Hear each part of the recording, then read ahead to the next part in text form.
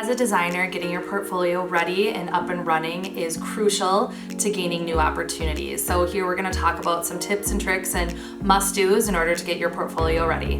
As a senior recruiter here at Celarity, I spend a lot of time looking at portfolios, and I think the biggest takeaway that I can start off with would be make sure that you have white space on your portfolio.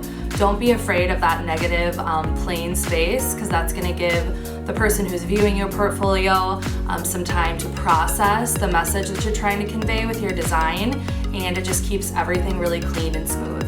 My next tip would be to ensure that your portfolio flows smoothly. So for junior designers, I always say organize it by project, because that's what's going to make the most sense for you.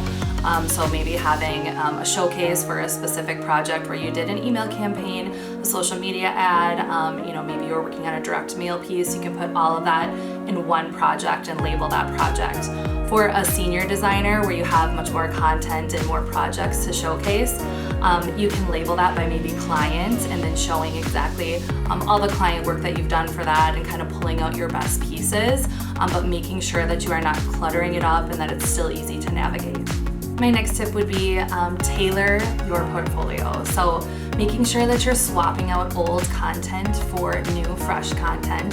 And if there's anything that you can't showcase on your portfolio because of confidentiality reasons, which I know we run into a lot here in the Twin Cities with healthcare and other different sectors that you guys work with a lot, making sure that you notate that somewhere and making sure that your content is fresh. I also know that there are a lot of junior designers that like to put some kind of mock-ups that they've done on their portfolio, which I think is fine, but making sure that you're pairing that with actual project client work is going to be really important, because that real life work is what hiring managers are going to be looking for. I would also recommend that you have an About Me section and a contact form. So for the About Me section, you can showcase your education, any awards that you've won, hobbies, anything like that to really help humanize yourself to a hiring manager or a potential client. And then the contact form so they know how to get in touch with you. I think those are two really important things that sometimes are overlooked, and making sure that those are easily accessible on your portfolio is also very important.